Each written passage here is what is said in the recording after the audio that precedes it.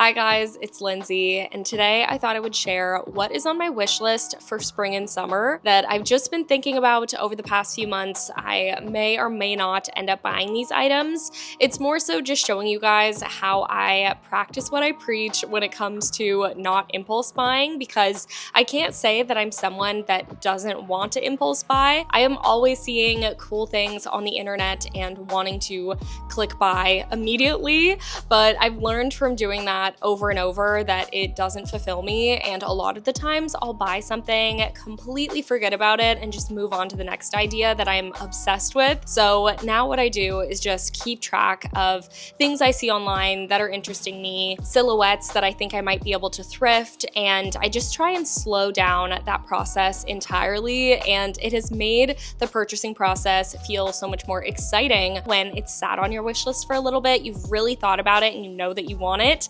because once you keep track of the items that you want, you might notice how quickly you get over them, or at least that's something that I experience all the time. You can let me know if any of these would be worth purchasing, but for now, they've just been kind of chilling, staring at me. Repetto flats.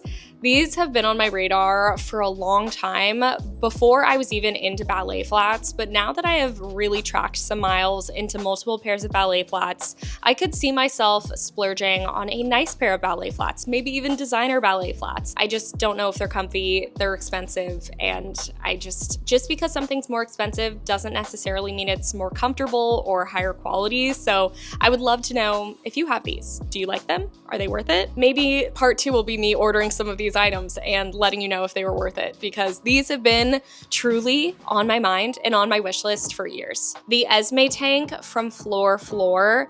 This is a brand that makes really high quality cotton essentials, and I just love the cut of this tank top. It's kind of like a muscle tee, but everyone that wears it somehow looks really chic. It's $105. It comes in a bunch of colors, and I know what you're thinking, that is so expensive for a tank top, and I agree, but it's made of 100% cotton. It's a small business, and honestly, like, the margins aren't that crazy for a really high quality tank top to be like $70 to $100. Sometimes it's worth it. I really wanted to try their baby tee. I forget what it's called, but I wanted that as well, but I just went to Aritzia over the weekend with my sister. She was looking to buy some basics, and I ended up buying this t-shirt, which it's not 100% cotton, but the fit is good, it looks good, it just probably won't last as long. So that's kind of where I'm at. You know, you get what you pay for. I'm also so curious about the Tank Air halter tops. I have never purchased anything from Tank Air just out of principle. They are expensive tank tops and they're nylon. I don't mind buying expensive cotton things or linen things, but they're just like stretchy tank tops and they will stretch out with time. But for some reason, this cut of halter has really been doing it for me. It just looks so easy to throw on in the summer with a pair of denim shorts, and I just might have to try it. So if you've tried Tank Air, you can let me know if it's worth all the hype, but I just don't know. Today's video is also sponsored by Squarespace. I've been using Squarespace for years, and it's what I recommend to all of my friends and peers in creative fields or starting businesses. Whether you need a portfolio site or you're launching a full storefront, Squarespace can do it all. There are thousands of customizable templates with built-in visual design effects and design intelligence, which combines 2 decades of leading design expertise with cutting-edge AI technology, making it easier than ever to create the website you're envisioning without having to have any coding experience. Plus, they make it really easy to monetize your content, so if you have something like a newsletter, you can charge a one-time fee or a subscription for access. Go to squarespace.com for a free trial, and when you're ready to launch, use the code lindseyrem to save 10% off at checkout. These white straight leg overalls from Alex Mill are truly perfect. I have no notes. They're a straight leg and they just look so nice and crisp. I could see myself wearing these so many different ways, and I feel like I actually just might end up buying these. I have always been an overall wearer, especially in the spring and summer, and it can be really hard to thrift classic white crisp items just because of the nature of thrifting. I've always found like denim overalls or striped overalls out in the wild, and they're rarely in that like crisp, perfect condition. So that's why I do feel like this is something I am gonna have to buy or maybe find secondhand. This mix and match two-piece little triangle bikini I got an Instagram ad for, and it immediately went on this list because I want it, but it is $140 for the top and $140 for the bottom, which is a whole lot for not a lot of material and something that I realistically will maybe wear 5 to 10 times in a summer. So unfortunately, it's gonna stay on this wish list, but it was just too cute that I had to at least show it to you guys because I love polka dots and I love a good triangle top. That is my go-to bikini. But honestly, I have a matching all black set and like an all red set, and those are the ones that I wear all the time. I really don't need a single other swimsuit. So that's me saying that. These dangle sparkly earrings from Dorsey, which look so expensive, but they're actually a moissanite stone surrounded by 18 karat gold vermeil, which is gold plating, which is honestly genius. These are so beautiful and they are at a more affordable price point than diamonds. And I've been really into a little dangle drop earring. So I know they would look good, but because they're vermeil or plated gold, I just have been on the fence about spending almost $300 for something that I can't guarantee will last for 5 years. I've just spent too much on plated jewelry in my lifetime that doesn't last, and so I'm on the fence. If these go on sale, I'll probably buy them, but until then, I don't know if I'll be buying them. I have such expensive taste, it's honestly really annoying. I went to LensCrafters to try on every pair of sunglasses they had to see if I could find something that I could put my prescription in, and the one pair of glasses that I loved were these, and they're over $500.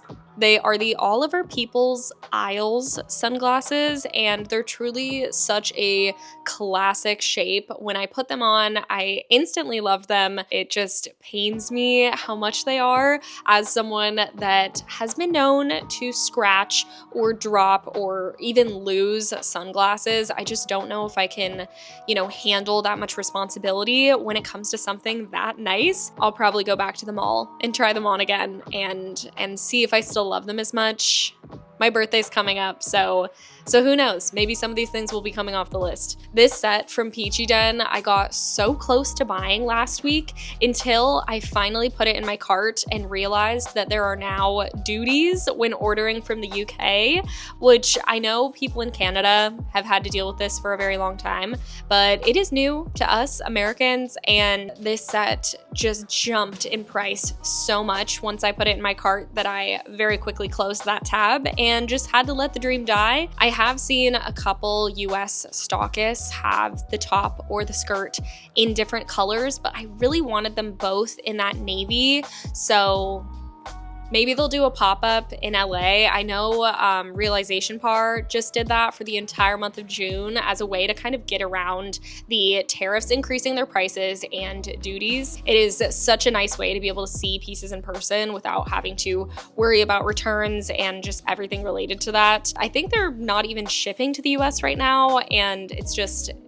it's such a huge mess. And not what I voted for, wanted to deal with at all. So yeah, I've really been wanting a brown mini skirt. I'm not too picky about where it's from. It's just been something I've been trying to find. And I found this one from Giel that I thought was gonna be the one, but some photos of it just looks way too short. I wish I could try it on. It's so annoying with these brands that you just like can't try on. It can be so hard to figure out your sizing, and a lot of these brands don't do returns. So it usually just ends up with me not buying anything.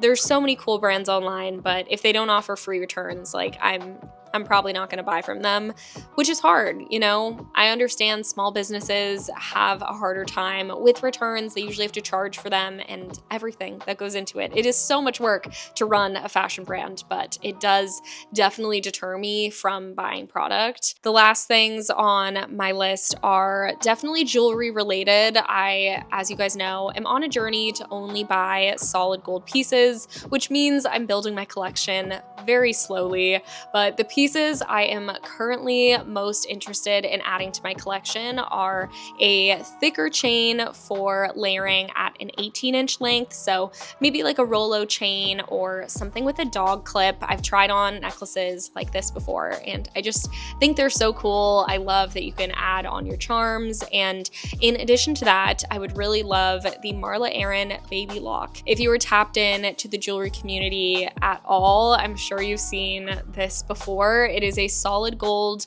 carabiner that you can use as a connector for your charms, for your jewelry, just as a charm itself. And this piece is just so unique. It has been on my wish list ever since I first saw it because it just caught my eye so much. I'd never seen anything like it, and I have been trying to track one down secondhand for like the last year. At this point, I think I've wanted it for 2 years, so maybe it's time to just pull the trigger on it, but it is a lot to spend on a single item, but it does do so much more than just a charm. It connects your pieces and allows you to play with your current collection, so it's been on that list for a long time. If you know, you know, it's just so cool. Those are the current items on my wish list. Please let me know what you think. If you have tried any of these out, if you think I should buy them, if you don't, I would love to hear from you, and I will see you guys later. Bye guys.